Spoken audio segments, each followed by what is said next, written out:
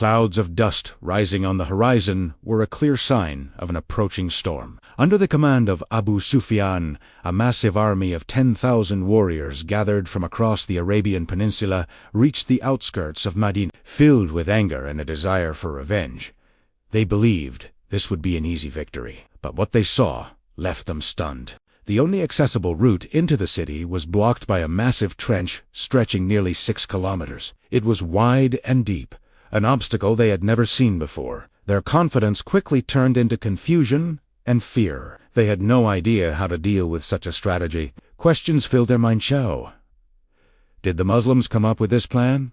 And what would happen next? The roots of this confrontation began when the Jewish tribe of Banu Nadir, after being expelled from Madinah due to their betrayal, sought revenge. Some settled in Khabur and others in Sham.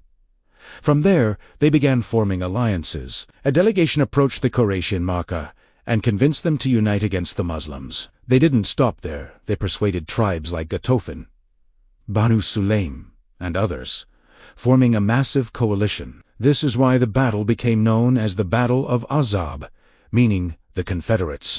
The Quraysh, still burning from their past defeats, eagerly accepted this alliance. Abu Sufyan tested the sincerity of the delegation and found them even more determined than himself. Together, they mobilized one of the largest forces Arabia had ever seen.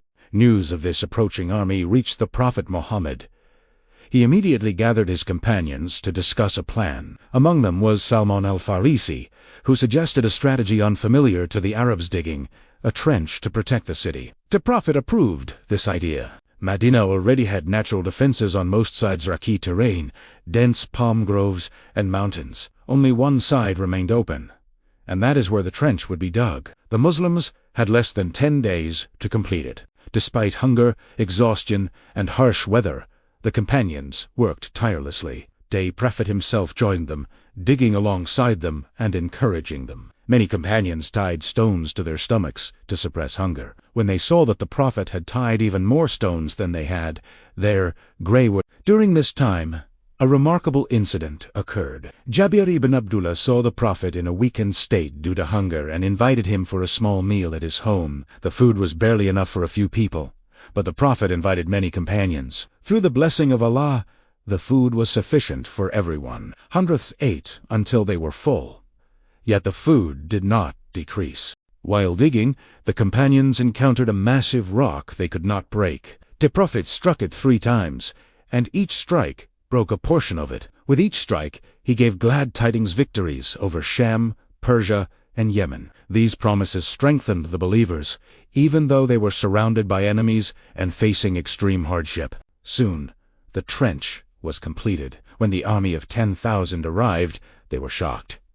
Their plans were ruined. They began attacking from a distance with arrows, but could not cross the trench. A few warriors attempted to cross, including the famous Amr ibn Abi Wad. He challenged and Ali ibn Abi Talib stepped forward to face him. After a fierce duel, Ali defeated him, boosting the morale of the siege continued 4 days. The weather turned harsh.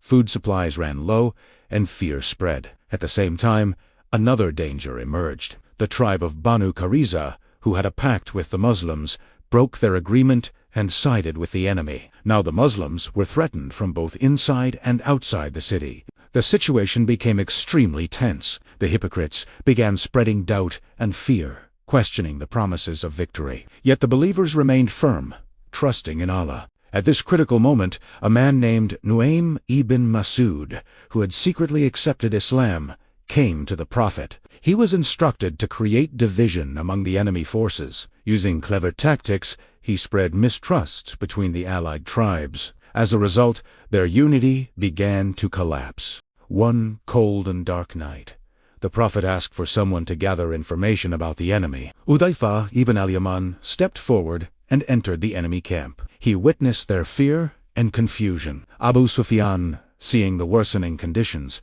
decided to retreat. That very night, Allah sent a powerful windstorm. It destroyed the enemy's tents, scattered their belongings, and filled them with panic.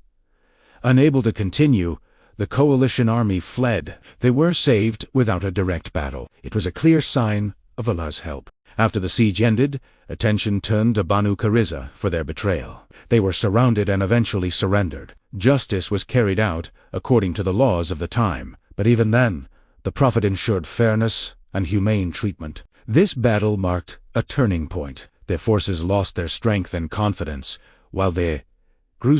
From that point on, the would no longer attack Medina.